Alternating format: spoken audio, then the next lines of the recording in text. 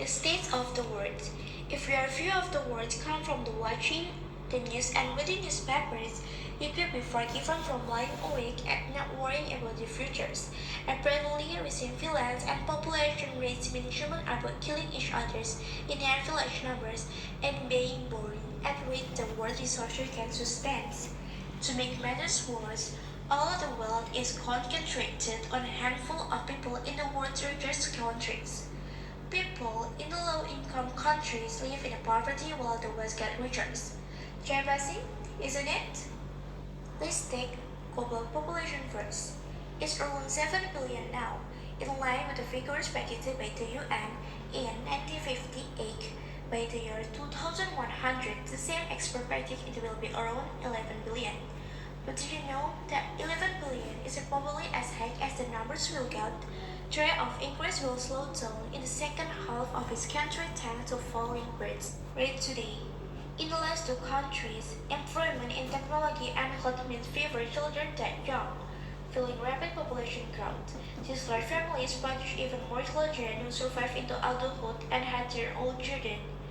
But with the wilder availability of contraceptions in the 1960, the global average number of babies per woman had declined from 6 babies per woman to as low as 2. The biggest factor in a child mortality is poverty.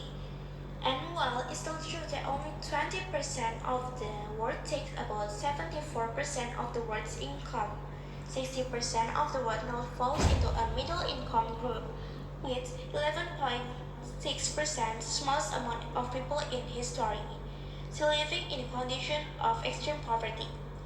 If the majority of people have money, internationally it could realistically achieve the UN target of eradicating poverty by 2030. As poverty goes down, life expectancy goes up. Birth rates go down because parents can expect their existing children to survive, and the global population stabilizes. As for news stories that make us think the world is unconscionably violent place, there is cause for some optimism too. Between the end of the World War II and 1990, there were 30 wars that killed more than 100,000 people.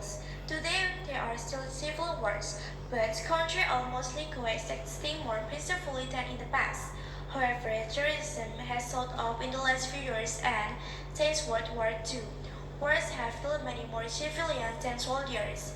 Even for civilians, the statistics are not all bad, although these are 9 times more likely to be a result of violent crime than political conflict.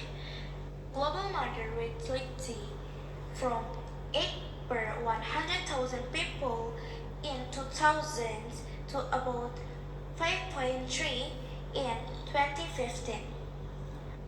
Of course, none of this means the world is perfect, and whether you personally are affected by the war and poverty is often down to the lottery of where you are born. Also, we still face health problems of our own making, particularly environmental ones like global warming, and wealth and natural resources need to be distributed more fairly. But not all the news is bad news, whatever the TV and newspapers make says.